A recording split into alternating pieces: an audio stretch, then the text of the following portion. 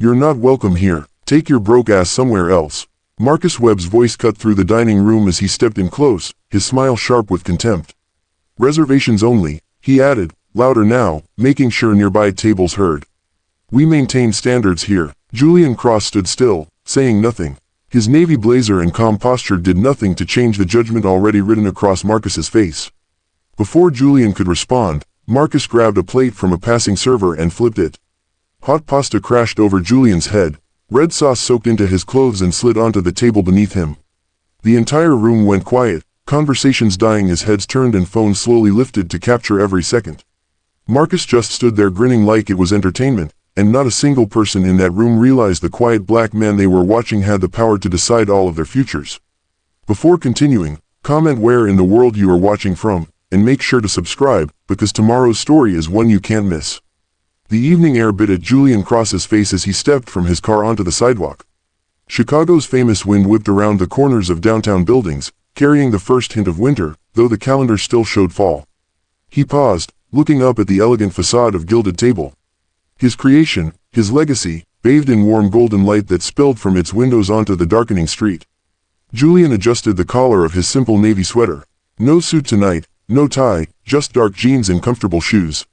After the long flight back from Portland, the expansion meetings had been exhausting but successful. Days of negotiations, handshakes, and property tours had left him drained. But something had been nagging at him. Small complaints trickling in, subtle shifts in the numbers. Nothing dramatic, just enough to make him curious. "Will you be needing the car again tonight, sir?" the driver asked. "No, thank you, that'll be all," Julian replied, his voice quiet but firm. He watched the sleek black car pull away, leaving him alone on the sidewalk. Better this way, no announcement, no special treatment, just a man wanting dinner at a restaurant that happened to be his own. Julian observed the valet stand first. 3 young men in crisp uniforms managed a steady flow of vehicles. Their movements were efficient but mechanical. No warm smiles, no genuine welcome, just practiced motions like actors hitting their marks. He frowned slightly and moved toward the entrance. The heavy glass door opened to reveal the familiar space that had once been just a dream sketched on napkins. Rich woods, soft lighting, the subtle scent of herbs and butter. The dining room hummed with conversation and the gentle clink of silverware against fine china. Julian paused, taking it all in. His eyes scanned the floor, noting empty tables despite the busy hour. The bar was half full. The private dining alcove sat empty. At the hostess stand, a young woman, Tanya, he recalled hiring her about 8 months ago, tapped at a tablet screen. She glanced up at him with practiced politeness that cooled the instant their eyes met. The smile never reached her eyes. "Good evening," Julian said. "Table for 1, please." Tanya's gaze flicked over his casual attire, then back to her tablet. "I'm sorry, we're fully booked for the evening." Julian glanced pointedly at the empty tables visible behind her. "I see several available. Those are reserved," she replied, not bothering to check her system. "Perhaps you'd like to try our bar, or I could recommend somewhere else nearby." The door opened behind him. A couple in their 40s entered, the man in a decent but unremarkable suit, the woman in a simple black dress. They were well dressed, but not extravagantly so. "Good evening. Welcome to Gilded Table." Tanya's entire demeanor transformed. Her smile widened, her voice lifted. "Do you have a reservation with us tonight?" "No, I'm afraid we don't," the man replied. "We were hoping you might have something available. Let me see what I can do for you." Tanya's fingers danced across the tablet. "We actually just had a cancellation. Would you prefer something near the window or closer to our fireplace?" Julian watched the interaction with growing discomfort. The difference was unmistakable. He studied the staff moving through the dining room, their postures, their interactions. Everything looked polished on the surface. But something was off. Servers moved with tension in their shoulders. Smiles appeared and disappeared too quickly. Courtesy without warmth. When had this happened? When had his restaurant become a place of performance rather than hospitality? "Excuse me," Julian said calmly once the couple had been escorted away.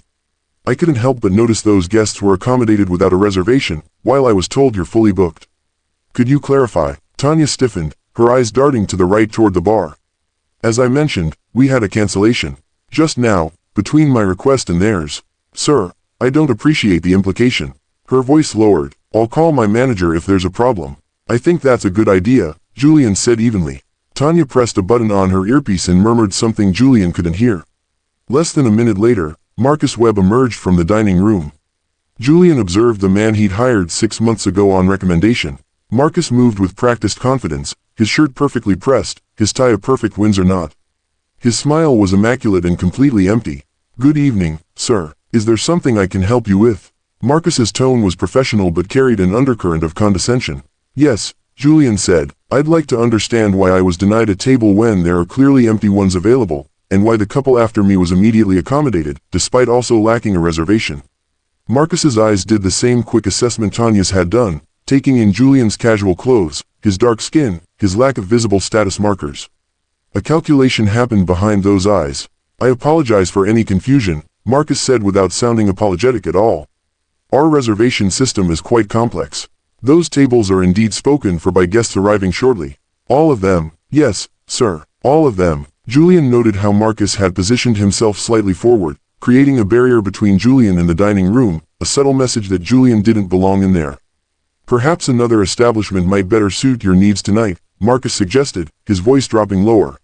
He leaned in slightly, adding with quiet firmness, "This place may not be for you." The air between them changed.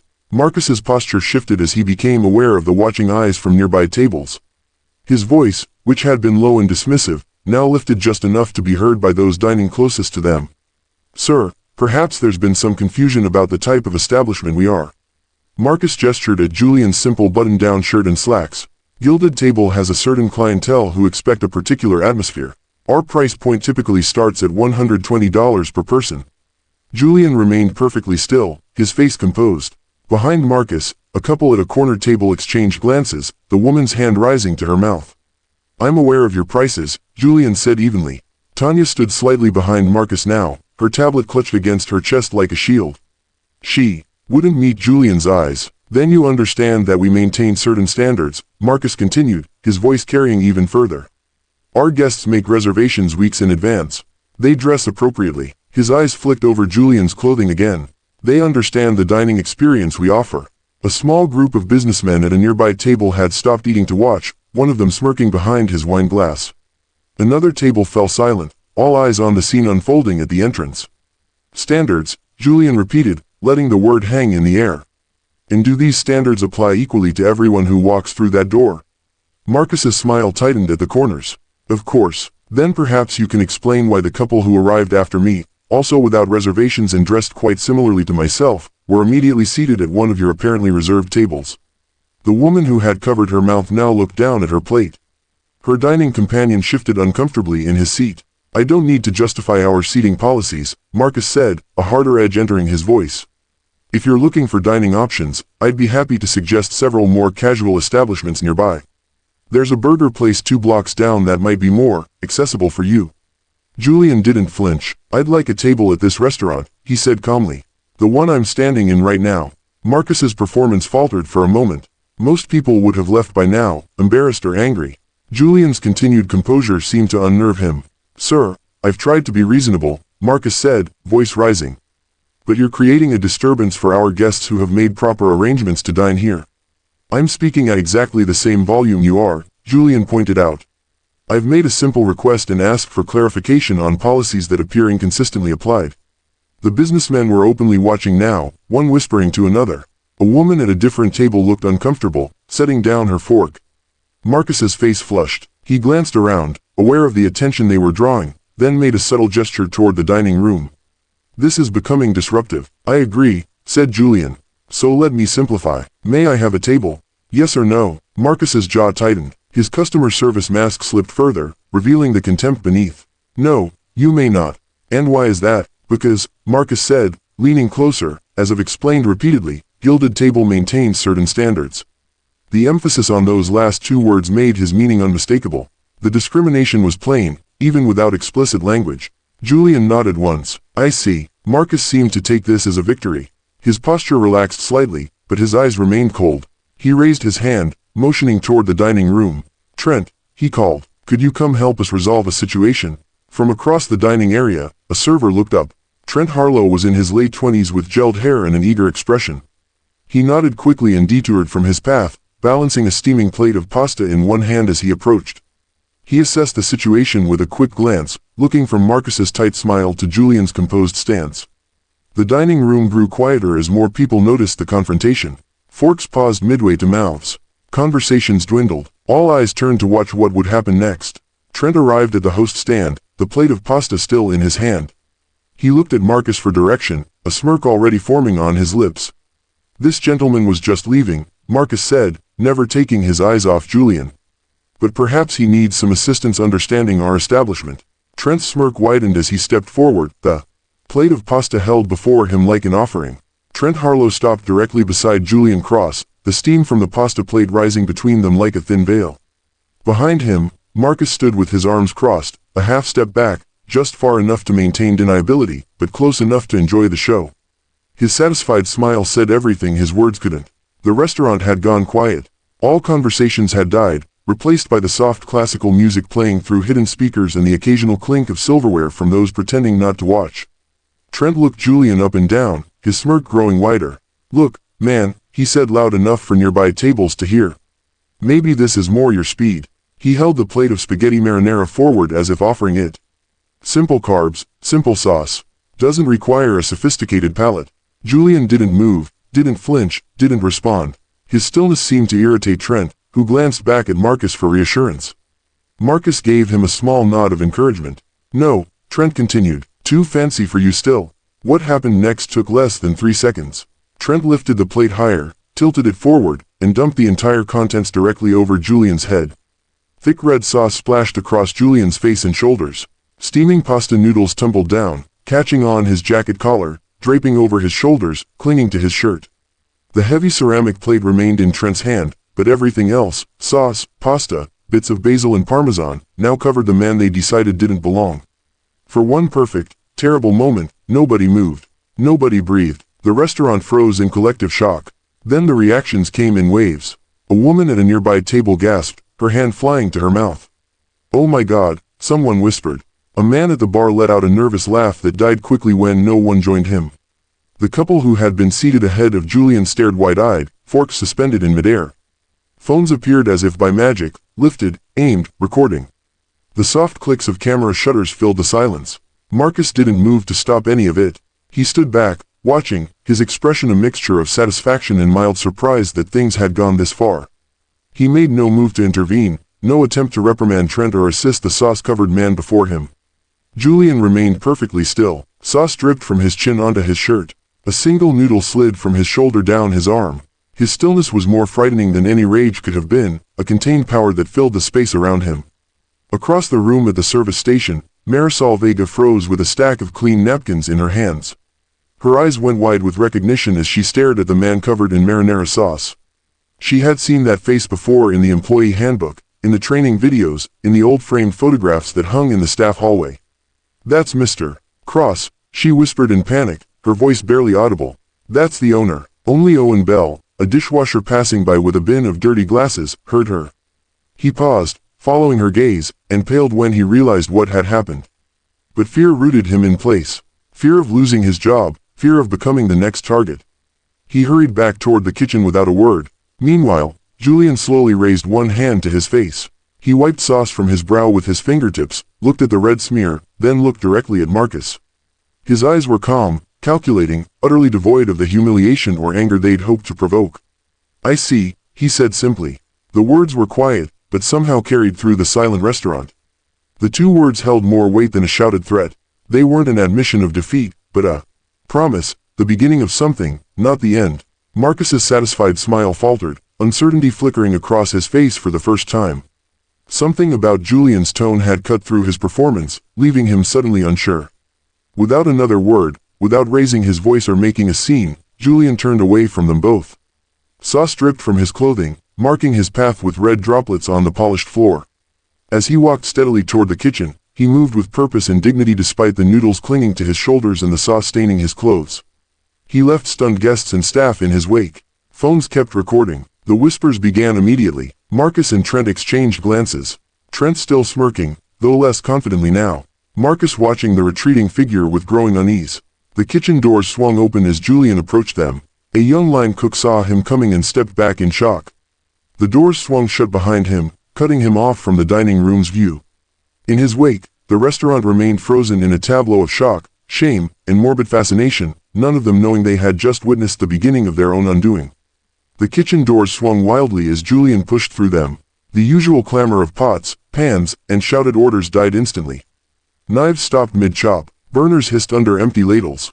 Every eye locked on the man standing before them, marinara dripping from his shoulders onto the spotless floor. Mr. Cross. Raphael Stowe's voice cracked with shock. The head chef recognized him immediately, even beneath the sauce. Nina Baptiste, the sous chef, covered her mouth with her hand. "Oh my God," she whispered. Julian stood perfectly still, his face unreadable. The red sauce on his dark skin looked like blood under the harsh kitchen lights. Raphael rushed forward. "Sir, I am so sorry. I had no idea you were here tonight. What happened out there? Who did this to you?" Julian raised his hand, stopping Raphael mid-sentence. "I need 3 things right now," he said, his voice controlled and precise. "The office phone, a clean towel, and the exact time." 7:42, Nina said quickly, glancing at the digital clock on the wall. A prep cook handed over a clean white towel. Julian took it without comment and wiped his face methodically, never breaking his calm demeanor. "This way, sir," Raphael said, leading him toward the back office. The kitchen remained frozen, staff exchanging nervous glances as Julian walked past. Inside the small office, Raphael closed the door. Julian picked up the desk phone and dialed from memory. "Sandra, Julian Cross, I'm at Gilded Table, Chicago." His voice was even, almost unnervingly so. "I need you to notify HR and legal immediately. I've just been assaulted by staff." A pause. "Yes, physically. Food dumped on me. Racial component evident." Another pause. "I'll wait." Raphael stood awkwardly by the door, watching his boss handle humiliation with a dignity that made his own stomach twist with shame. Julian hung up and immediately dialed again. "Victor, it's Cross. I need you at Gilded Table Chicago right now." He listened briefly. "Front of house staff just committed assault with discriminatory intent against me." A shorter pause. "Yes, I was the target. I came in unannounced." He nodded. "Preserve all security footage immediately. I'll see you soon." One final call. "Deshaun, I need your team at Gilded Chicago now. Lock down all exits. No staff leaves the building until I give clearance." He listened. "Yes, we'll need the footage. And Deshaun, this is personal." He hung up and turned to Raphael, who was sweating despite the office's chill. "Who hired Marcus Webb?" Julian asked. Raphael swallowed hard. "Regional approved him about 2 months ago. They fast-tracked him because of his experience at high-end establishments." "And has anyone raised concerns about how the front staff has been treating certain guests?" Raphael's eyes dropped to the floor. "There have been whispers, complaints from some of the bussers. Marisol especially noticed patterns." "Patterns," Julian repeated flatly. "Certain guests getting worse tables, longer waits, sometimes turned away entirely." Raphael's voice grew stronger as he continued. "I brought it up to Marcus twice. He dismissed it as brand positioning, said we were cultivating a specific clientele." "And you accepted that answer?" Julian's voice remained level, making the question more damning. "I shouldn't have," Raphael admitted, shame evident in his posture. "I told myself it was front of house business, not my kitchen, not my problem." He looked up. "I was wrong, Mr. Cross." Julian nodded once, acknowledging the confession without absolving it. He opened a small closet where a spare jacket hung, kept there for special guest appearances or emergency meetings. He removed his stained clothes and changed efficiently. "Show me the security feed," he said. Raphael pulled up the dining room cameras on the office computer. The monitor displayed multiple angles of the restaurant. Marcus was visible near the host stand, speaking animatedly to Trent. Both were smiling. Guests were still stealing glances at them, some looking uncomfortable, others amused. The back door opened and Deshaun Price entered with 3 security officers in plain clothes. He nodded respectfully to Julian. "All exits covered," Deshaun reported. "My people will make sure nobody leaves until you say so." "Good." Julian checked his watch. 7:51. Exactly 9 minutes since, Raphael asked. "Since they decided to destroy themselves," Julian answered, adjusting his clean jacket cuffs. He moved toward the door that would take him back into the dining room. Raphael stepped aside, recognizing something in his boss he'd never seen before. Not anger, but something more dangerous. Pure focused resolve. Deshaun positioned his team discreetly at the exits. Julian paused at the dining room door, took one deep breath, and then pushed it open. He stepped onto the floor, composed and deadly calm. The dining room at Gilded Table had never been so quiet. The usual symphony of silverware against porcelain, wine glasses clinking, and cultured conversation died instantly as Julian Cross walked to the center of the room. He stood directly beneath the restaurant's signature chandeliers, 3 massive installations of hand-blown glass that cast warm golden light across the space he had designed with his own hands years ago. Marcus froze mid-sentence, champagne flute suspended in air. Trent's smirk wavered. Tanya's fingers tightened around her reservation book. Every eye in the room fixed on the man who moments before had pasta sauce dripping down his face, now transformed into something formidable. Julian waited. Let the silence stretch. Let it become uncomfortable. My name, he said finally, voice carrying to every corner without shouting, is Julian Cross. I own this restaurant. The words landed like stones in still water, ripples of shock expanding outward. A woman at a corner table audibly gasped. A businessman dropped his fork with a clatter. Marcus's laugh was sharp and disbelieving. That's ridiculous. The owner is who? His words dried up when he spotted Raphael emerging from the kitchen, flanked by Deshawn and his security team. The head chef's presence confirmed everything. Marcus's face drained of color. That's right, Julian continued, never taking his eyes off Marcus. I built this place from nothing. Designed every chair you're sitting in. Selected every ingredient on your plates. He turned slowly, addressing the entire room with deliberate calm. Tonight, I witnessed something unacceptable in my restaurant. He pointed to Trent. This man physically assaulted a guest, me, by dumping food on my head. He shifted to Marcus. That man enabled and encouraged a pattern of discriminatory denial of service. The room remained frozen. Someone whispered, "Oh my God." Phone cameras continued recording, their small red lights like watchful eyes. Tanya at the host stand denied me a table while seating others who arrived after me. The standards Mr. Webb referred to were clearly about my appearance, specifically my race. Trent stepped forward, panic in his eyes. Listen, I didn't know that I owned the place. Julian cut him off. Would it have been acceptable if I were any other black man trying to eat dinner? Trent had no answer. You're fired, Mr. Harlow, Julian said simply. So are you, Mr.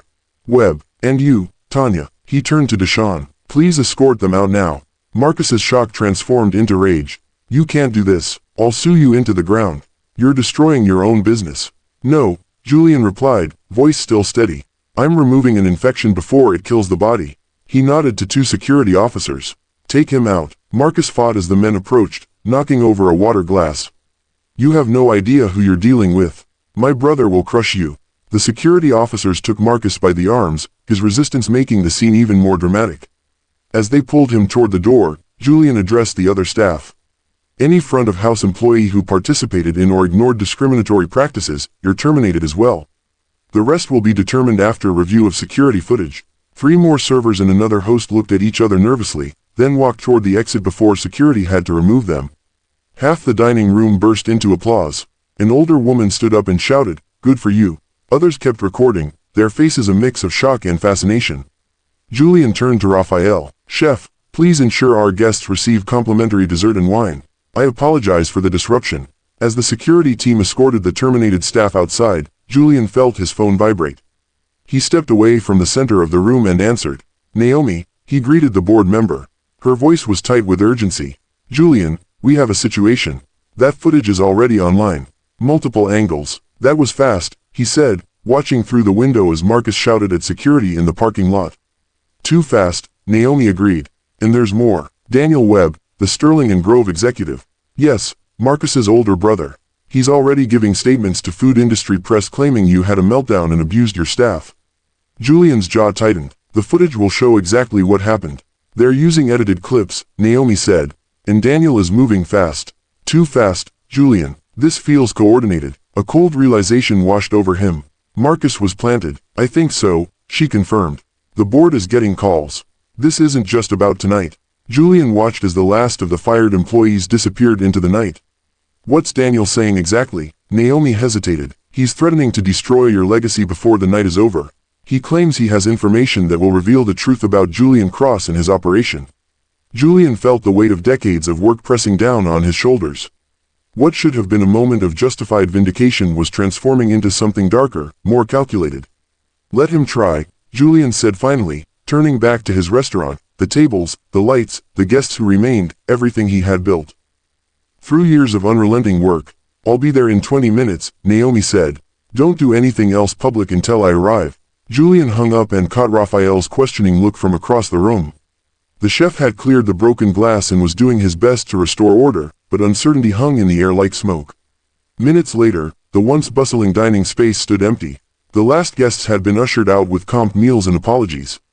Security guards remained stationed at the entrances, their faces grim in the dimmed lighting. Upstairs in Julian's office, tension filled the air.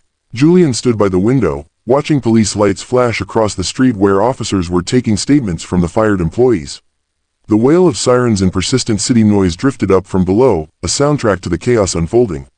Around the conference table sat his hastily assembled crisis team: Naomi Reeves, her blazer still on despite the late hour; Sandra Lyle from HR, fingers flying over her tablet; Victor Hale, legal counsel, his face etched with concern; Rafael Santo, still in his chef's whites; and Marisol Vega, the young busser who looked both terrified and determined to be there. "Show me," Julian said, turning from the window. Naomi slid her tablet across the table. "It's already making rounds. 3 separate videos, all edited the same way." Julian pressed play. The footage began with him standing in the dining room, his voice clear.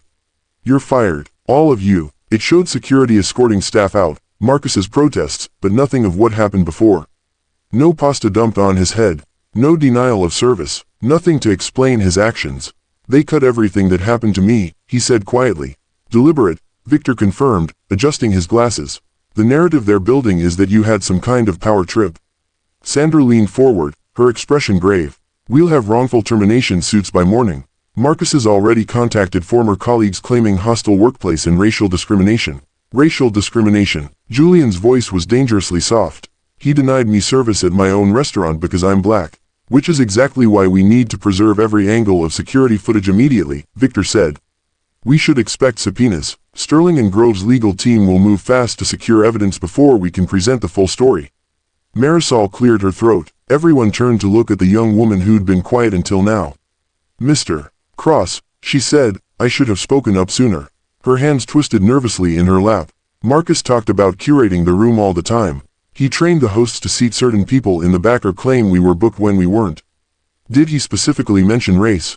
Victor asked. Marisol nodded. "Not directly. He used code. Not our target clientele. Doesn't fit our image. But we all knew what he meant." Raphael ran a hand through his hair.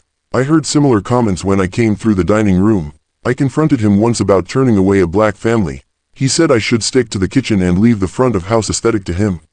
"Did you report this?" Julian asked, his eyes narrowed. "To the assistant manager, yes, but she was hired by Marcus, too." Naomi's phone buzzed. She glanced down, her face darkening. "It's worse than we thought. Sterling and Grove just announced a leadership stability initiative to reassure their investors tonight." "At this hour?" Sandra asked. "It's coordinated," Victor said. "They're trying to poach investors who might get nervous about Gilded Table after these videos." Julian walked to his desk and picked up the phone. "Get me Marcus Webb's complete hiring file now. And I want records of every guest complaint filed since he started, every email he sent, every staff communication." Sandra nodded and stepped out to make the call. "How did we miss this?" Julian asked the room. "How did I miss this?" "Marcus's credentials were impeccable," Naomi replied. "Years at the Windsor in New York. Glowing references. Check if the Windsor has any connection to Sterling and Grove," Julian ordered. "And the references, I want them verified tonight." Marisol spoke up again. "I have something else." She pulled out her phone. "Marcus made us delete negative reviews that mentioned being treated differently, but I took screenshots first." Victor took her phone. "Smart. This shows pattern and intent." Raphael's phone chimed with a news alert. "They're moving even faster now." Julian came around to look at the screen. There was Daniel Webb, Marcus's older brother, his face solemn as he spoke to a local reporter outside Sterling and Grove's downtown location. "What we witnessed tonight was evidence of managerial collapse," Daniel said smoothly, his voice carrying authority. "When leadership resorts to public firings and intimidation, it speaks to deeper issues within an organization." "Turn it off," Julian said, his voice quiet but firm. The room fell silent. Outside, the city continued its nighttime rhythm, unaware of the war that had just begun. "They planted Marcus to sabotage us from within," Julian said finally. "To create a situation they could exploit. This isn't just about tonight." "No," Naomi agreed. "This is calculated corporate sabotage." Victor was already making notes. "We need statements from witnesses, unedited footage, staff testimonials, and we need to get ahead of the story. If we wait until morning, Daniel's narrative becomes the established truth," Naomi added. Julian looked around the table at the faces watching him, waiting for his direction, his decision. The weight of Gilded Table, of everything he'd built, rested on what he did next. The city lights glowed against the midnight sky as Julian sat hunched over his desk. The restaurant below had emptied hours ago, but the battle had only begun. Steam no longer rose from his coffee cup. The liquid had gone cold, forgotten as he reviewed security footage for the 5th time. "Play it again," Victor said, rubbing his tired eyes. "I need to see the exact moment Marcus signals to Trent." Sandra leaned closer to the screen. "There, right there. See that nod? That's premeditated." Julian watched the footage with a stone-cold expression. The video showed everything in perfect clarity. Him being ignored while the white couple was seated, Marcus's condescending posture, the deliberate humiliation. "The full footage leaves no doubt," Victor said. "This was targeted discrimination followed by assault." "But will it matter?" Julian asked, his voice low and gravelly from exhaustion. Victor shook his head. "Public opinion forms in minutes, not days. Daniel's already spinning this. By morning, your justified response will be twisted into a tantrum." Sandra gathered her notes. "I've documented dozens of clear policy violations by Marcus in this one incident alone." A soft knock interrupted them. Marisol stood in the doorway, still in her work uniform, fingers nervously twisting the hem of her apron. "Come in," Julian said. "Please sit." Marisol perched on the edge of a chair, her eyes darting between the three of them. "We need to understand exactly how Marcus operated," Julian explained. "Anything you can tell us helps." She took a deep breath. "He had rules not written down. Just understood." "What kind of rules?" Sandra asked gently. "About guests. Who got the good tables? Who got served quickly?" Marisol's voice strengthened as she continued. "He told us once that part of our job was to protect the brand from the wrong crowd." Victor looked up sharply. "Those exact words?" "Yes. He said some guests didn't match our image." Julian leaned forward. "Why didn't anyone report this behavior sooner?"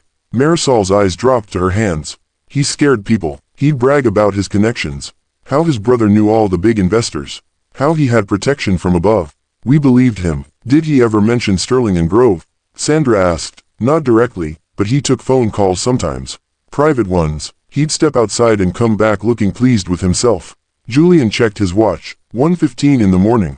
"Thank you, Marisol. We'll need a formal statement tomorrow, but you should go home and rest now." After she left, Julian dialed a number on speakerphone. "This better be important," answered a gruff female voice. "Judith, I need you to pull Marcus Webb's complete recruitment file from the servers now." At this hour, Judith Lane sighed. "Give me 15 minutes." While they waited, Victor outlined their legal strategy. "We need statements from supportive witnesses, the unedited footage released publicly, and a formal complaint filed against Sterling and Grove for corporate sabotage." Sandra nodded. "HR already has 3 complaints about Marcus that were mysteriously buried in the system."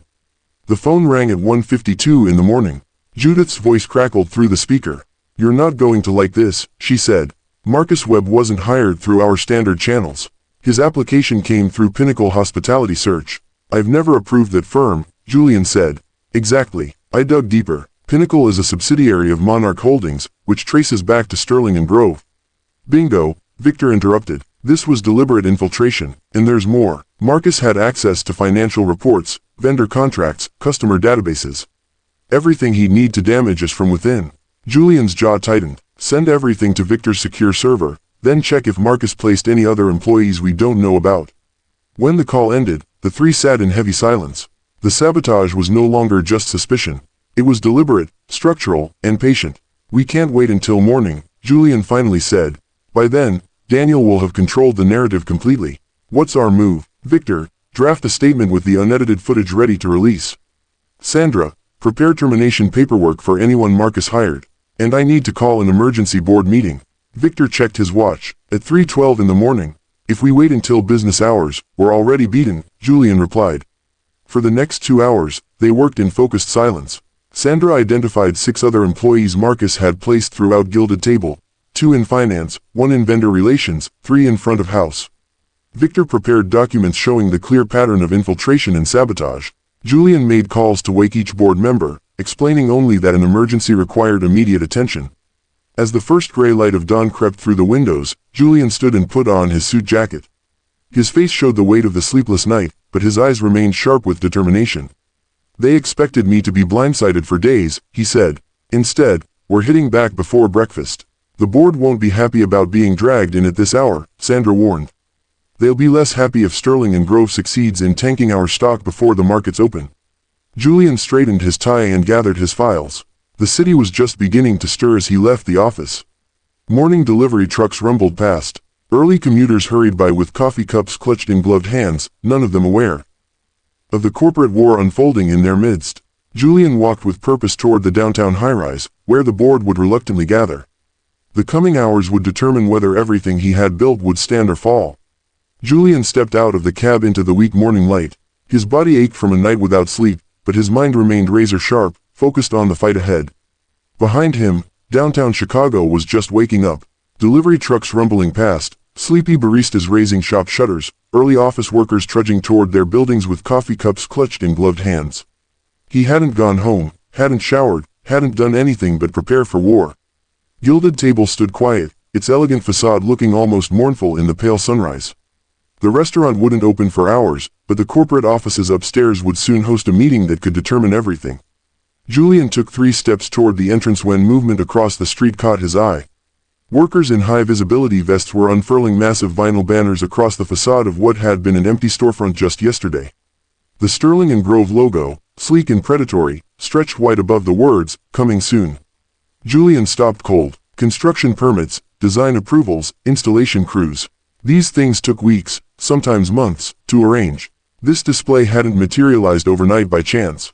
"They've been planning this for months," he muttered, watching as workers secured the corners of the banner with practiced efficiency. A black Bentley glided to the curb directly in front of the construction. The rear door opened and Daniel Webb stepped out, looking like he'd enjoyed a full 8 hours of sleep in Egyptian cotton sheets. His charcoal suit was crisp, his silver hair perfectly combed, his movements unhurried. He spotted Julian almost immediately and smiled, not with surprise, but with satisfaction. Daniel said something to his driver, then strolled across the street toward Julian with the casual confidence of a man who believed the battle already won. "Julian, I heard about last night." Daniel's voice carried just the right amount of practiced concern. "Terrible situation. That's why I always say staff training is the foundation of everything we do at Sterling & Grove." People passed by on the sidewalk. Some slowed, perhaps recognizing Julian from the viral videos now circulating online. "Spare me the performance, Daniel." Julian nodded toward the banner. "Your timing is impressive." Daniel's smile remained fixed, but his eyes hardened. "Markets move quickly when they sense weakness. You're a businessman. You understand that. I understand sabotage when I see it." Daniel stepped closer, lowering his voice just for Julian. "Here's some advice from one professional to another. Step aside gracefully. Sell. Preserve some dignity before this story consumes you completely." "Not happening. Think about it. You're what, 58? That's a difficult age to rebuild from scratch." Daniel adjusted his sleeve, revealing a watch worth more than most people's cars. "Reputations are much easier to poison than they are to rebuild." "Is that what you did to my reputation?" "Poisoned it." Daniel's smile didn't waver. "I simply recognize opportunity. Your board does too, by the way. Most of them, anyway." The comment landed like a punch. Julian kept his face neutral. "You know what your problem is, Julian. You still think this is about right and wrong." Daniel gestured vaguely toward Gilded Table. "But it's really just about winning and losing." Before Julian could respond, Daniel glanced at his watch and stepped back. "I have investors to meet. You have damage control." He nodded toward the restaurant. "Good luck in there." Daniel turned and walked away, leaving Julian standing on the sidewalk with the Sterling & Grove banner looming across the street like a declaration of war. Inside Gilded Table's upper floor boardroom, tension hung thick in the air. 8 board members sat around the polished table, most looking tired and irritable at being summoned so early. Naomi Reeves stood when Julian entered, her expression a mix of support and warning. "You're late," said Warren Dunfield, the oldest board member. "I was outside watching Sterling & Grove hang promotional banners across the street," Julian replied, taking his seat at the head of the table. "Banners that would have required permits weeks ago." "That's speculation," said Thomas Guerin, adjusting his glasses. "What isn't speculation is the PR nightmare we're facing." Julian placed a folder on the table. "We have evidence that Marcus Webb was deliberately planted in our organization by Sterling & Grove." "So you fired him publicly and created a viral incident?" Guerin shot back. "I fired him because he denied me service at my own restaurant and had food dumped on me," Julian replied evenly. "The optics are terrible," said Lindsay Wells, scrolling through something on her phone. "Our stock is down significantly in pre-market trading. The optics of racial discrimination are worse," Naomi cut in sharply. "Of course they are," Lindsay said quickly. "But mass firings without due process expose us to who owe due process," Julian interrupted. "I witnessed the incident personally, as did dozens of guests in our security cameras. Victor Hale, who had been standing near the door, stepped forward to distribute documents. I've prepared a full legal briefing on our position. The terminations were legally sound. As the papers circulated, Julian continued. Marcus Webb's hiring bypassed our standard procedures. He came through a shell recruitment firm that traces back to Sterling and Grove. That's circumstantial, Warren said, though he looked troubled. It's deliberate corporate sabotage, Julian countered. Naomi nodded. We've identified 6 other employees placed by Marcus in key positions. All have been suspended pending investigation. The tension in the room shifted slightly. But before anyone could speak, Julian's phone rang. He recognized the number of their primary seafood supplier. Excuse me, I need to take this. He stepped away from the table. Martin, good morning. The voice on the other end sounded uncomfortable. Julian, I'm sorry to do this, but we're suspending all premium deliveries to Gilded Table effective immediately. Julian felt the room watching him. On what grounds? Our corporate office is conducting a review of brand conditions with all our partners. It's temporary, but who contacted you from corporate? Julian asked, already knowing the answer. A pause. I can't discuss that. Was it after last night's incident? Another pause. Yes. Thank you for letting me know, Martin. Julian ended the call and turned back to the board, their faces expectant. Our primary seafood supplier just suspended deliveries. They're conducting a review of brand conditions. He met each board member's eyes in turn. This isn't just about last night. Daniel Webb is trying to strangle us. The boardroom emptied as directors scattered to make calls and manage the growing crisis. Julian stood alone for a moment, staring at the empty chairs where moments ago people had debated whether discrimination warranted his response. Judith Lane burst through the door, her tablet clutched in one hand. We need to move quickly. I've got operations reports from all departments. How bad? Julian asked. Bad enough, she replied, her efficiency masking concern. We've lost 3 more suppliers in the last hour, all using nearly identical language about reviewing partnerships. Rafael Santo appeared in the doorway next, still in his chef's whites. The kitchen team is with us, but we're running inventory now to see how long current supplies will last. Good. Julian nodded. Let's set up in the main office. The 3 moved rapidly through the restaurant, past staff exchanging worried glances. Julian noticed Sandra Lyle already at work in the corner of his office, surrounded by employment files in her laptop. Our is fielding calls from every news outlet in the city, Sandra said without looking up. They all want statements about the incident. Give them nothing yet, Julian replied. Not until we understand the full scope of what we're facing. Judith had already commandeered the whiteboard, dividing it into sections: suppliers, reservations, staff, media, legal. Under each heading, red marks began to accumulate as she logged each new problem. The produce truck turned around mid-route, Raphael said, checking his phone. They claim there was a computer error with our account that flagged us for non-payment. That's absurd, Judith cut in. We've never missed a payment. It's not about money, Julian said quietly. It's about isolation. Sandra looked up from her files. We've received more than a dozen wrongful termination threats already, all from lawyers using identical language. The phone rang again. Judith grabbed it, her face tightening as she listened. That was Bellini Wines, she said after hanging up. They're pausing our account pending review. I need to see Martin in person, Julian decided. He's supplied our seafood for 15 years. If anyone will stand with us, he will. Go, Judith nodded. We'll manage the incoming fires here. Julian drove himself to Martin Geller's warehouse near the docks. The bustling facility supplied premium seafood to restaurants across 3 states. Martin had been one of Julian's first supporters when Gilded Table was just opening. The receptionist recognized him but hesitated. Mr. Geller is very busy today. Tell him it's Julian Cross. 5 minutes. That's all I need. Martin appeared moments later, his usual warmth replaced by awkward discomfort.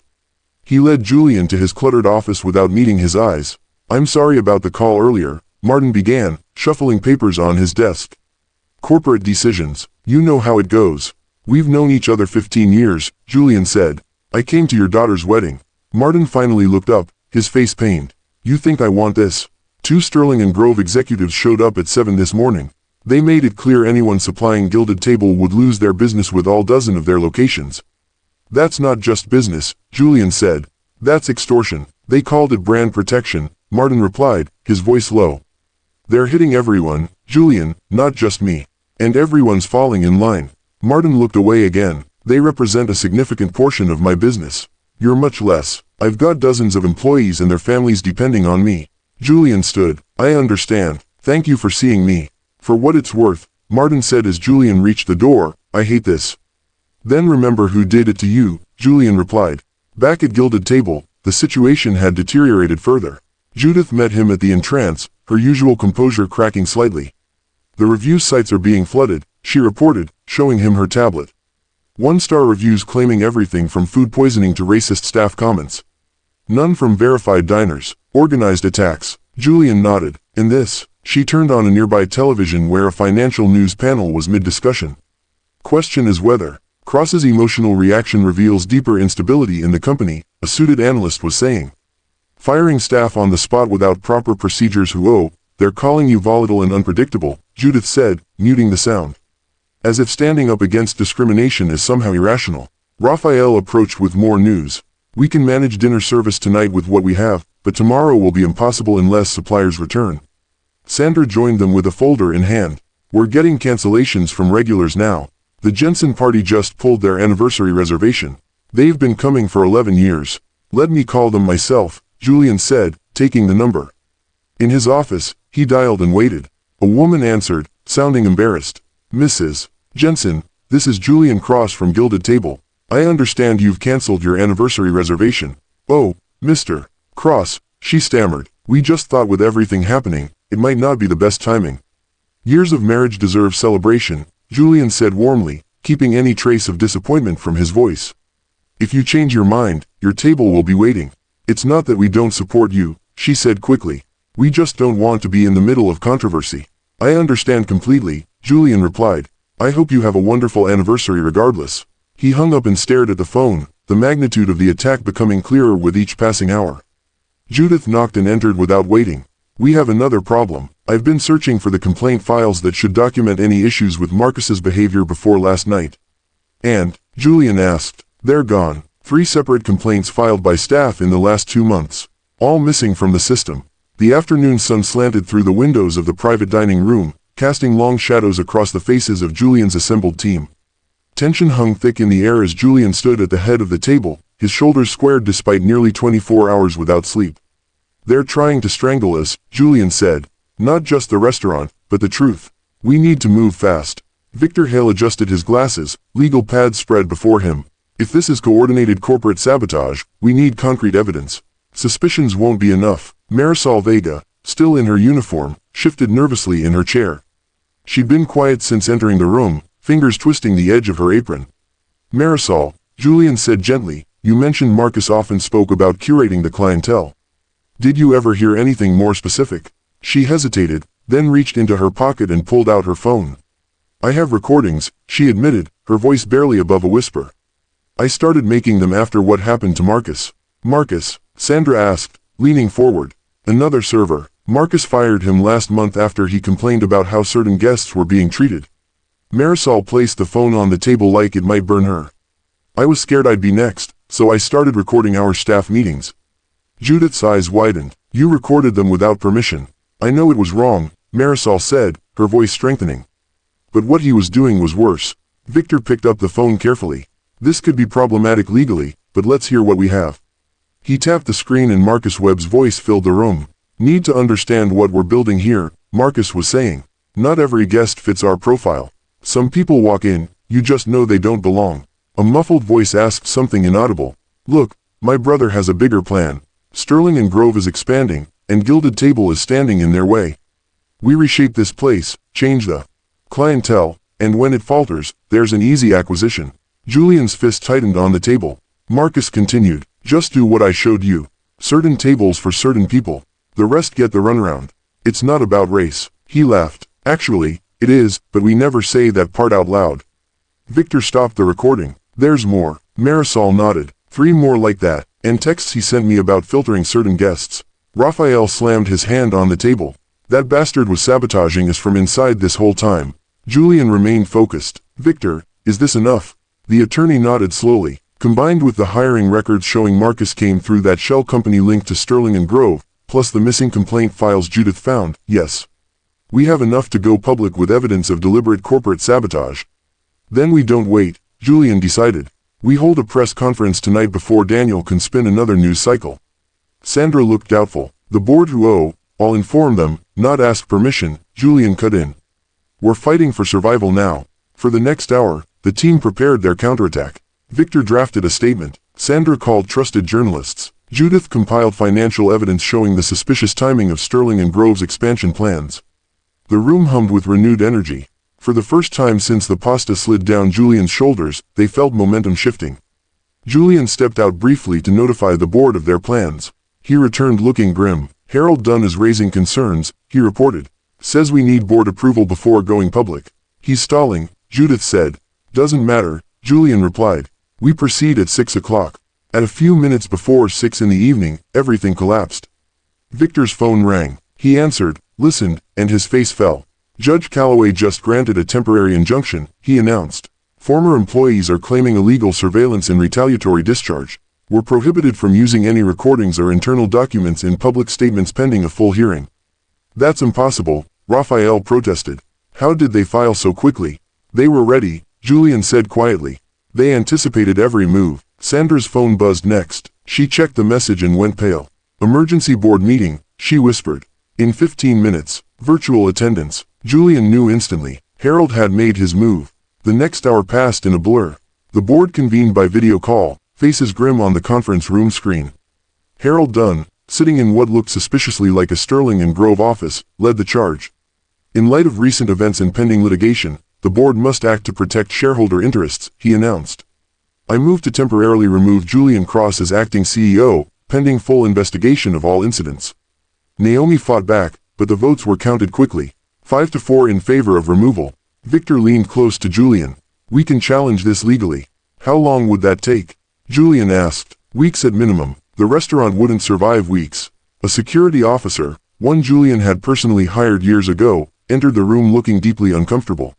Mr. Cross, he said, avoiding eye contact. I need to collect your access credentials and keys.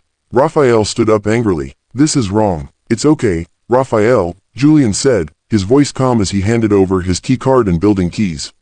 This isn't over. Julian walked slowly through his restaurant one last time. Staff watched in stunned silence. Near the host stand, where everything had begun just 24 hours earlier, he paused. I'll be back, he told Judith quietly.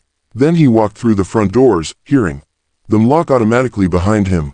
Across the street, Daniel Webb leaned against a sleek black car, watching the Sterling and Grove banner flap in the evening breeze above him.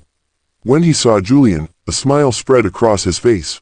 He walked over, hands in the pockets of his perfectly tailored suit. You built it, Daniel said, looking up at the gilded table sign. I'll inherit it. The street lamps flickered on as evening settled over the city block. Julian stood motionless on the sidewalk outside Gilded Table, the restaurant he'd built from nothing. Rain had left the pavement slick and black, reflecting the neon signs and tail lights of passing cars. Traffic hissed by, indifferent to his world collapsing. Daniel's black car pulled smoothly away from the curb, its driver careful not to splash water on his expensive shoes. Through the tinted windows, Julian caught a glimpse of Daniel's satisfied smile before the car merged with traffic and disappeared around the corner. Julian didn't move. The restaurant's windows glowed warmly behind him, the light that had once welcomed him now keeping him out. A day ago, he'd been in control. Now he stood on the wrong side of his own doors. Julian. He turned to see Naomi Reeves hurrying toward him, her coat pulled tight against the evening chill. Her face was drawn, eyes burning with quiet anger. I voted against it, she said, lowering her voice despite the empty sidewalk. So did 3 others. It wasn't enough. Harold, Julian said, led the charge, Naomi confirmed, along with Peterson and Whitman. The timing was too perfect. The way they had arguments prepared, legal precedents cited. She shook her head. They were waiting for this. Waiting or helping create it? Julian asked. Both, I think. Naomi glanced around nervously. Harold's been taking separate meetings for weeks. I caught him once ending a call when I walked in. He claimed it was about his daughter's wedding. And now he's acting like the savior of the company, Julian said. Talking about steadying the ship and managing the crisis. They're going to install him as interim CEO by morning. A soft sound made them both turn. A side door, the employee entrance, had opened halfway down the building. Marisol Vega slipped out, looking over her shoulder before quietly pulling it shut. When she spotted Julian, she hurried over, clutching her bag tightly against her chest. They're telling everyone not to talk to you, she said without preamble. Security is collecting phones from staff who were here yesterday. Are you all right? Julian asked. Marisol nodded. They don't pay attention to me. That's what Marcus never understood about people like him. They think people like me are invisible. She opened her bag slightly, revealing a phone and a folder. He was always bragging to the other managers when they thought no one could hear. Said young staff would never be believed over executives if they complained. Julian felt a spark of hope. That arrogance might be his downfall. It already is, Marisol said. She looked around nervously before continuing. I didn't just record conversations. I took pictures of everything. The special instructions he left about guest image, the scheduling system where he marked certain staff to work when specific reservations came in. Naomi stepped closer. You documented all this. I had to, Marisol said, her voice gaining strength. My cousin worked at another restaurant. Same thing happened there. Rich white manager pushing out anyone who didn't fit some image. When she complained, they fired her. Said she was lying. Marisol pulled out her phone, opened a password-protected folder. I have screenshots from the staff chat app. Marcus wasn't careful. He thought we couldn't understand what he was really saying. Julian and Naomi leaned in to see the screen. Look, Marisol said, scrolling through messages. Here he mentions your name. And then, Daniel P. in the next message says they need to make Gilded Table less accessible before some big move. Julian read the message twice, anger building in his chest. This isn't just about discrimination, he said. This is targeted corporate sabotage, market manipulation, securities fraud, Naomi added. If Daniel was deliberately tanking your restaurant's value to set up an acquisition. A car slowed nearby, and all three looked up sharply. We can't stay here, Julian said. They'll be watching. Naomi nodded. And we can't use any company offices or properties. The injunction probably covers those. What about Victor? Julian asked. Good idea. Naomi pulled out her phone. He lives in Streeterville. Private building, good security. I'll text him. While she made arrangements, Julian turned to Marisol. You're taking a huge risk. You understand that? Marisol straightened her shoulders. My abuela always said, courage isn't about not being scared. It's about doing what's right, even when you're scared. Victor's response came quickly. He would meet them. Let's go, Naomi said, already signaling for a ride share. We need somewhere secure to organize everything Marisol has collected. None of them looked back at the restaurant as they left. The night was young, and dawn was many hours away. Without stopping to change clothes or rest, Julian, Naomi, and Marisol headed directly to Victor Hale's apartment. The war Daniel thought he'd won was only beginning. Late that night, Victor Hale's apartment became a war room. Legal files covered the dining table. Laptops glowed with blue light, and the city hummed beyond the windows while Julian, Victor, Naomi, Marisol, and Judith Lane worked in exhausted silence. Coffee cups piled up as the clock pushed past midnight. Then 1 in the morning, then 2. Judith rubbed her eyes and pointed at her screen. Found another connection. The recruitment firm that placed Marcus, Pinnacle Talent Solutions. It's a shell incorporated 6 months ago. Minimal web presence. And guess who handles their accounting? MTS Partners, the same firm that manages 3 of Daniel Webb's personal holding companies.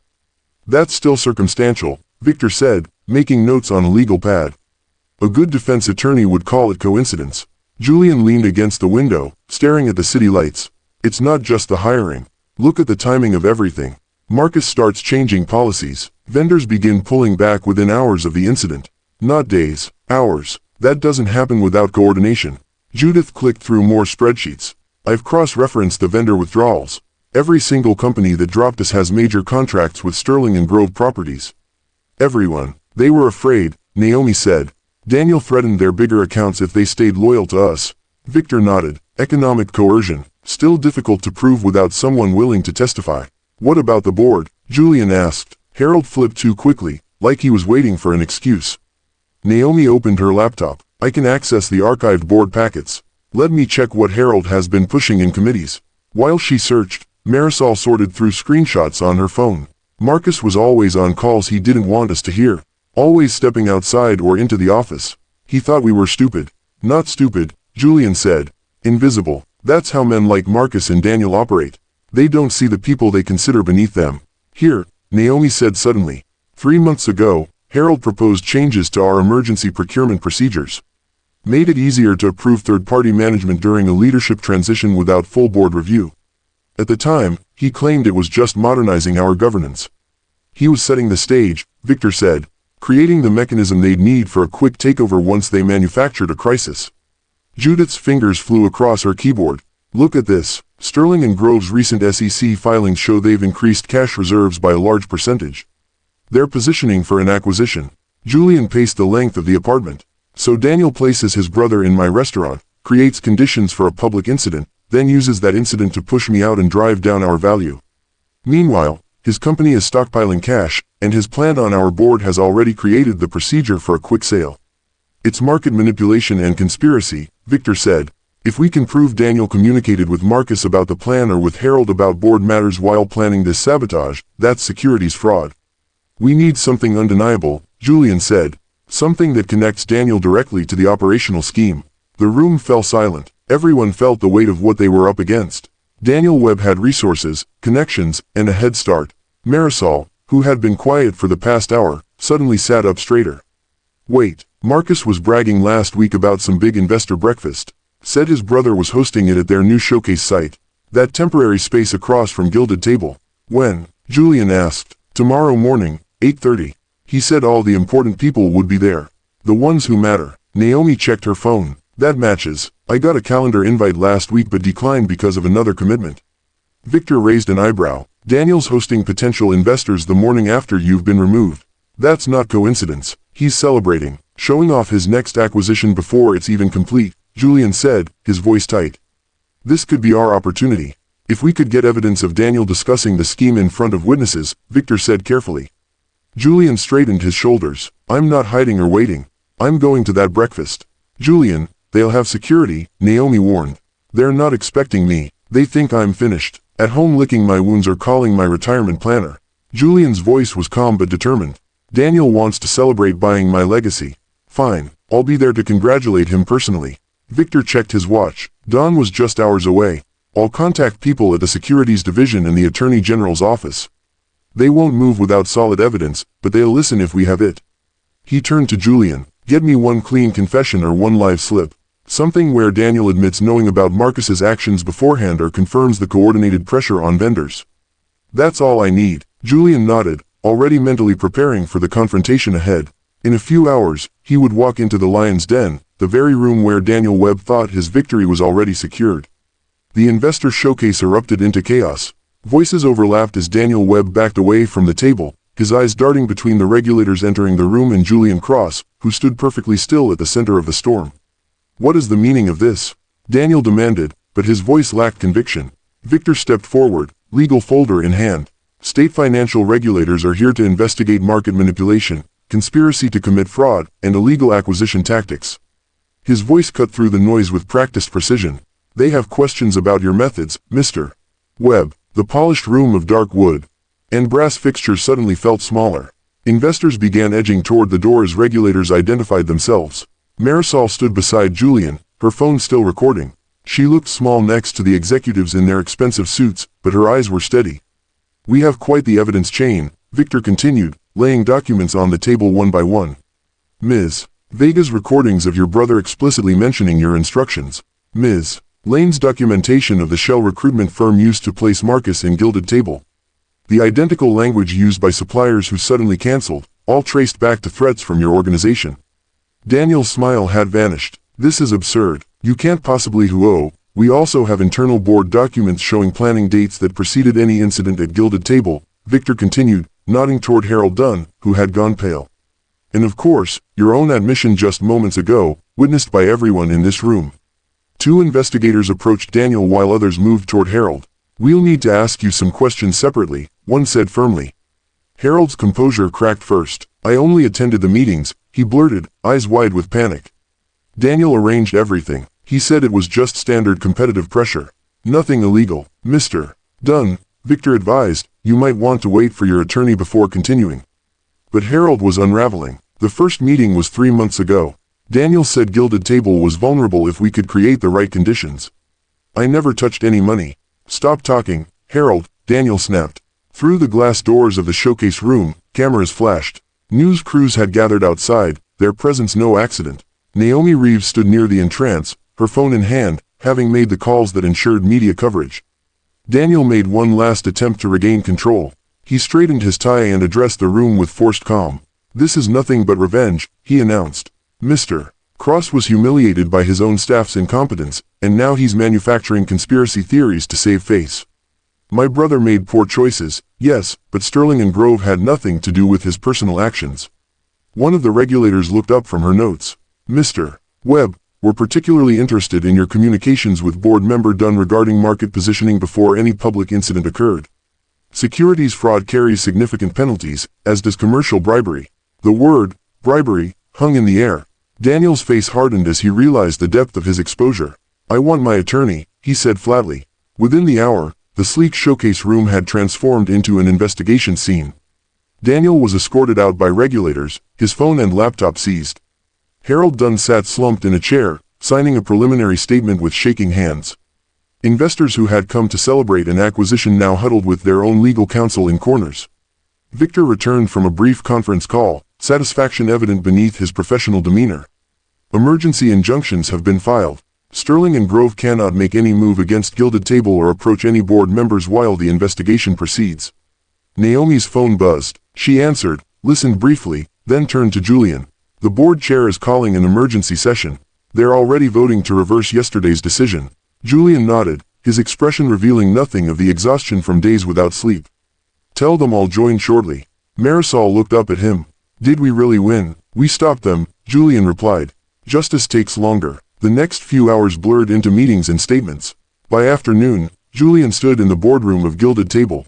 Once more, this time with unanimous support, the chair formally announced his reinstatement, not merely as acting CEO, but with expanded authority to restructure governance and remove any directors with compromised loyalties.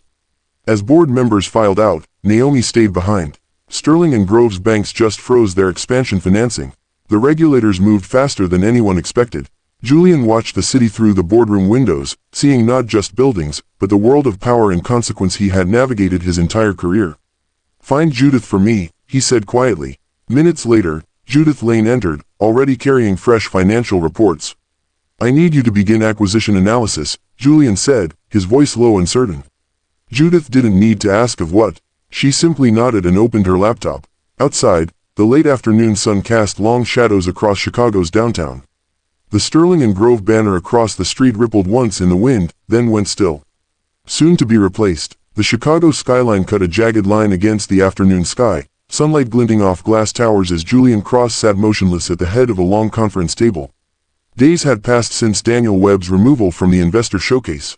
Days of emergency hearings, depositions, and financial maneuvers that had left everyone exhausted. The final purchase agreement requires your signature, Mr. Cross. The attorney slid a thick folder across the polished surface. Julian didn't reach for it immediately. The room waited. His team, Sterling and Grove representatives, bank officials, regulatory observers, all watching in intense silence.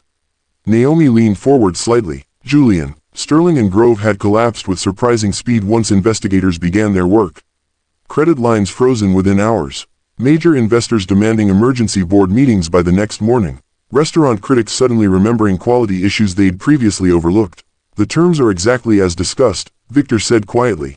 Acquisition of all holdings, brands, and properties at a fraction of last quarter's valuation. A fraction, not even a third of what the company had been worth before trying to destroy him. Julian finally opened the folder. The numbers were stark on the page. Sterling and Grove's counsel looked physically ill, seated across from him like a man at his own funeral. The attorney had good reason to look sick. His client had lost hundreds of millions in value in less than a week. Where is Mr. Webb today? Julian asked, his pen hovering over the signature line. His counsel advised him against attending, Victor replied. The securities investigation takes priority over his corporate duties now. Judith Lane, sitting to Julian's right, touched a tablet screen. Multiple criminal charges filed yesterday. More expected by end of week. Julian nodded and signed his name in a single fluid motion. No dramatics, no celebration, just the scratch of pen on paper that transferred ownership of what had nearly been his destruction. Sterling and Grove will operate under new management effective immediately, he said, closing the folder. The brand will be rebuilt by people who understand what service means. The other side's attorney grimaced. Mr. Cross, if I may you may not, Julian cut him off. The documents are executed, your services are no longer required. The meeting disbanded with handshakes that felt like surrender on one side and justice on the other. As the room cleared, Naomi stayed behind with Julian, waiting until they were alone. Years building Gilded Table, she said. 1 week to acquire your biggest competitor. Not bad for an old dishwasher from the south side. Julian allowed himself a small smile. The work's just starting. Tonight we celebrate first, Naomi insisted. Raphael's been preparing since dawn. The reopening of Gilded Table felt like both resurrection and homecoming. By 7 that evening, the dining room hummed with energy. Loyal patrons, food critics, and first-time guests drawn by the story that had dominated local news. Marisol Vega moved through the space with newfound confidence, clipboard in hand, directing the new staff with quiet authority. Her promotion to floor manager had been Julian's first official act after reinstatement. Rafael Santo watched from the kitchen doorway, nodding approval at her handling of a complicated seating arrangement. "You were right about her," Rafael told Julian as they observed the dining room. "She sees everything. People underestimated her," Julian replied. "That was their mistake." The kitchen staff worked with renewed purpose, sending out plates that showcased Raphael's vision without compromise. Every server had been personally interviewed by both Julian and Marisol, with clear understanding of the values that would define service. Near the bar, Naomi raised a glass when she caught Julian's eye. She'd brought several board members who'd stood firm during the crisis, making it clear which directors would remain in the restructuring. "To survival," she said when Julian joined them briefly. "To justice," he corrected, touching his water glass to her wine. Through the front windows, workers across the street removed the temporary Sterling and Grove banner that had appeared so smugly just days before. In its place, a new sign was being carefully positioned, Cross Collective. Julian excused himself from Naomi's group when he noticed an older couple hesitating at the entrance. He walked to the door himself and opened it wide. "Welcome to Gilded Table," he said warmly. The woman looked startled. "Are you Julian Cross?" he confirmed, extending his hand. "Please come in. We canceled our reservation last week," the man admitted, shame coloring his voice. "We weren't sure who." "Oh, the past is settled," Julian said, guiding them inside. "Tonight is about moving forward." As the couple followed the host to their table, Julian remained at the open door, taking a moment to look across the street. The new sign was fully in place now, lit from within against the darkening sky. Cross Collective. Daniel Webb had tried to erase him. His reputation, his business, his legacy. Instead, Webb's own company now bore Julian's name, not out of vengeance, but as testament to a simple truth: what is built with integrity cannot be so easily destroyed. Julian turned back to the warm light and conversation of his restaurant. Another party approached the entrance, and he straightened his shoulders, ready to welcome them properly. "Good evening," he said. "Please come in." Sandra looked up from her files, her expression grim. "We've received more than a dozen wrongful termination threats already, all from lawyers using identical language. It's boilerplate. They're not even trying to hide that it's coordinated." The phone rang again. Judith grabbed it, her face tightening as she listened, her jaw clenching. "That was Bellini Wines," she said after hanging up, her voice flat. "They're pausing our account pending review. Same language, same excuses, same result." "I need to see Martin in person," Julian decided, grabbing his coat. "He supplied our seafood for 15 years. He came to my wedding. If anyone will stand with us, he will. I have to believe that." "Go," Judith nodded. "We'll manage the incoming fires here. But hurry, every hour we lose, Daniel gains ground." Julian drove himself to Martin Geller's warehouse near the docks, the streets still quiet, the sun barely over the buildings. The bustling facility supplied premium seafood to restaurants across 3 states, and the parking lot was already full of delivery trucks. Martin had been one of Julian's first supporters when Gilded Table was just opening, when banks wouldn't lend him money and suppliers wouldn't return his calls. The receptionist recognized him but hesitated, her hand hovering over the phone. "Mr. Geller is very busy today. He's in meetings all morning. Tell him it's Julian Cross. 5 minutes. That's all I need. Tell him I'm not leaving until I see him." Martin appeared moments later, his usual warmth replaced by awkward discomfort, his smile strained. He led Julian to his cluttered office without meeting his eyes, closing the door behind them. "I'm sorry about the call earlier," Martin began, shuffling papers on his desk, not looking up. "Corporate decisions. You know how it goes. I don't have control over everything.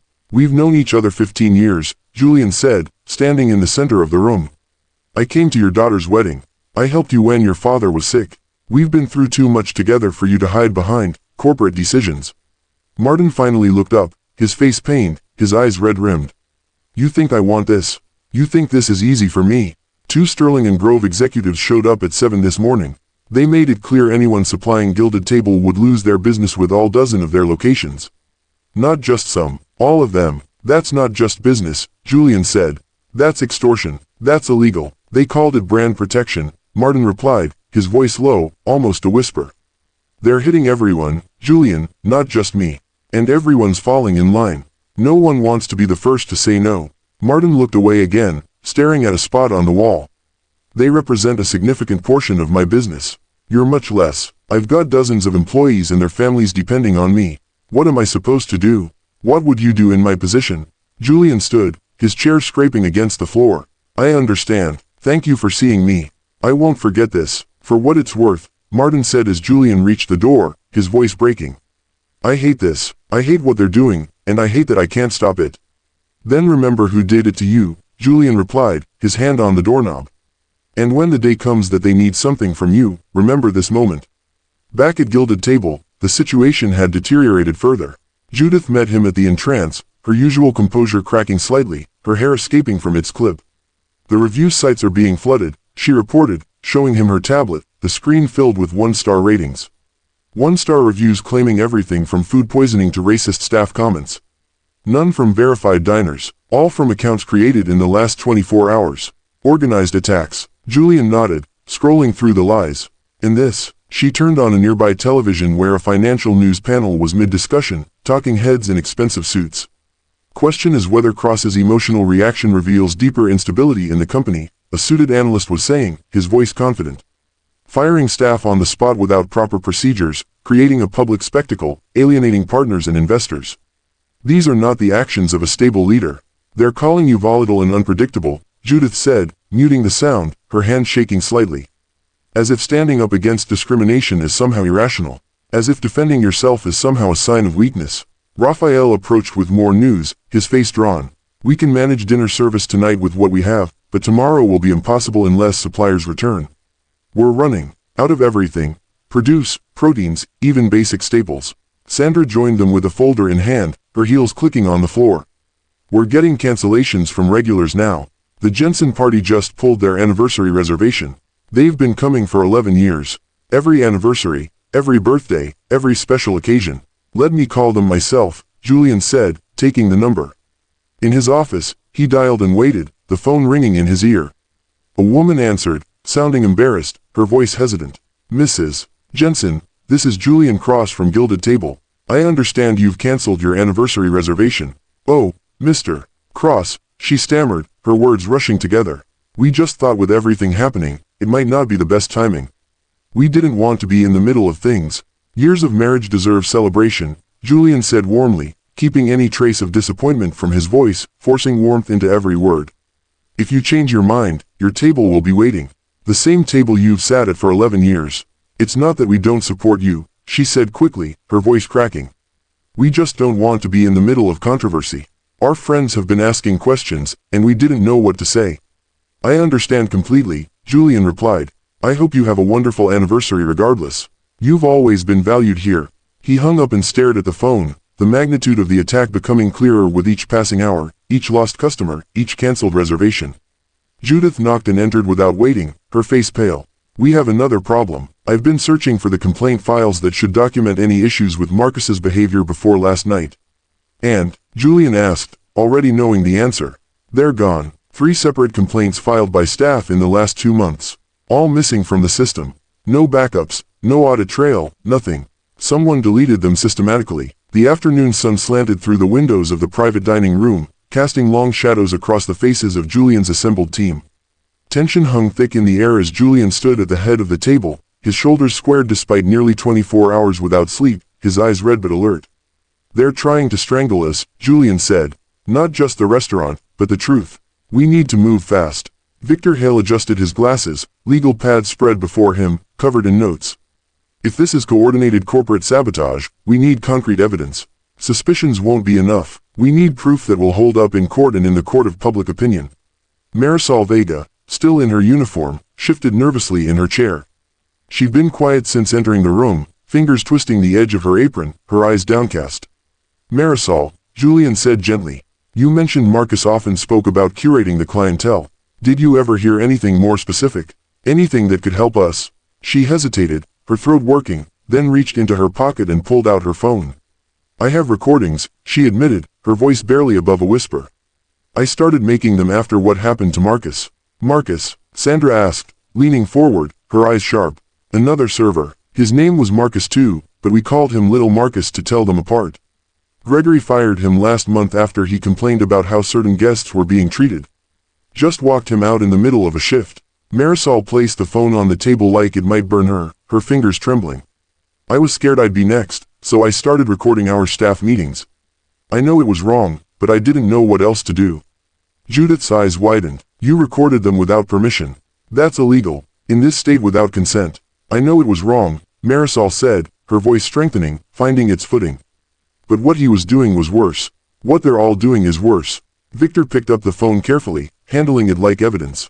This could be problematic legally, but let's hear what we have. We'll worry about admissibility later. He tapped the screen and Marcus Webb's voice filled the room, tinny but clear.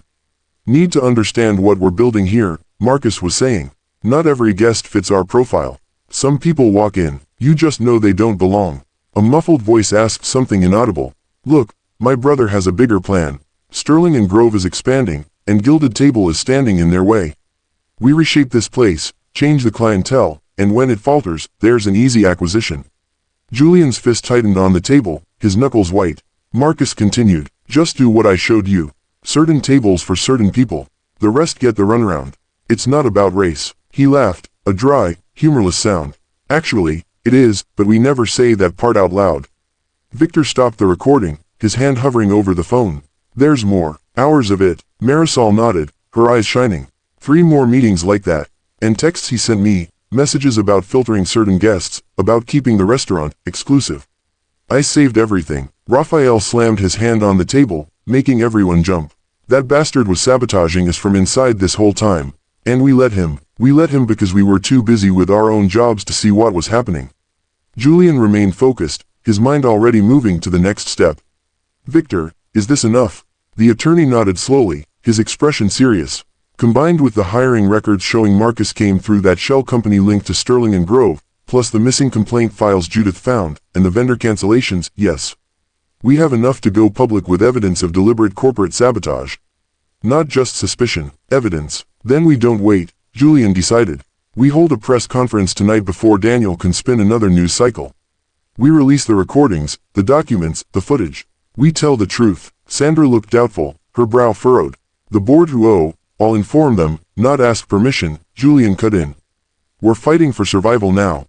There's no time for committees and votes. For the next hour, the team prepared their counterattack. Victor drafted a statement, his pen moving quickly. Sandra called trusted journalists, vetting each one. Judith compiled financial evidence showing the suspicious timing of Sterling and Grove's expansion plans, the pattern of acquisitions following public scandals. The room hummed with renewed energy.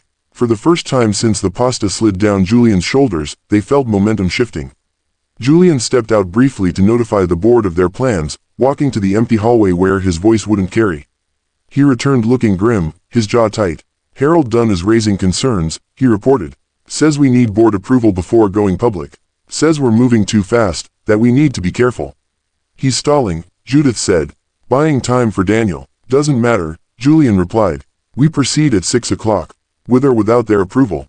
At a few minutes before 6 in the evening, everything collapsed. Victor's phone rang. He answered, listened, and his face fell, the color draining from his cheeks. Judge Calloway just granted a temporary injunction, he announced. Former employees are claiming illegal surveillance and retaliatory discharge. We're prohibited from using any recordings or internal documents in public statements pending a full hearing. That's impossible, Raphael protested. How did they file so quickly? How did they get a judge to sign at this hour? They were ready, Julian said quietly. They anticipated every move we would make. They've been planning this for months. Sandra's phone buzzed next. She checked the message and went pale, her hand covering her mouth. Emergency board meeting, she whispered. In 15 minutes, virtual attendance. Harold called it. Julian knew instantly. Harold had made his move. The next hour passed in a blur of voices and accusations. The board convened by video call, faces grim on the conference room screen, each director in their own home or office. Harold Dunn, sitting in what looked suspiciously like a Sterling and Grove office, a logo visible in the background, led the charge. In light of recent events and pending litigation, the board must act to protect shareholder interests, he announced, his voice smooth. I move to temporarily remove Julian Cross as acting CEO, pending full investigation of all incidents. This is not a judgment. This is a necessary step to stabilize the company. Naomi fought back, her voice rising, but the votes were counted quickly. 5-4 in favor of removal. Harold smiled, a thin, satisfied expression. Victor leaned close to Julian. We can challenge this legally. There are grounds who owe. How long would that take? Julian asked. Weeks at minimum, maybe months. The restaurant wouldn't survive weeks. A security officer, one Julian had personally hired years ago, a man who had been with him since the beginning, entered the room looking deeply uncomfortable, unable to meet Julian's eyes. Mr. Cross, he said, avoiding eye contact. I need to collect your access credentials and keys. I'm sorry, I really am. Raphael stood up angrily, his chair scraping against the floor. This is wrong. You can't do this. It's okay, Raphael, Julian said, his voice calm as he handed over his key card and building keys, the metal cold in his palm. This isn't over. It's not even close to over. Julian walked slowly through his restaurant one last time, his footsteps echoing in the empty space. Staff watched in stunned silence, some with tears in their eyes, others with their hands over their mouths. Near the host stand, where everything had begun just 24 hours earlier, he paused, running his fingers along the polished wood. I'll be back, he told Judith quietly, his voice steady. Then he walked through the front doors, hearing them lock automatically behind him, the click final and absolute. Across the street, Daniel Webb leaned against a sleek black car, watching the Sterling and Grove banner flap in the evening breeze above him. When he saw Julian, a smile spread across his face. He walked over, hands in the pockets of his perfectly tailored suit, his steps unhurried.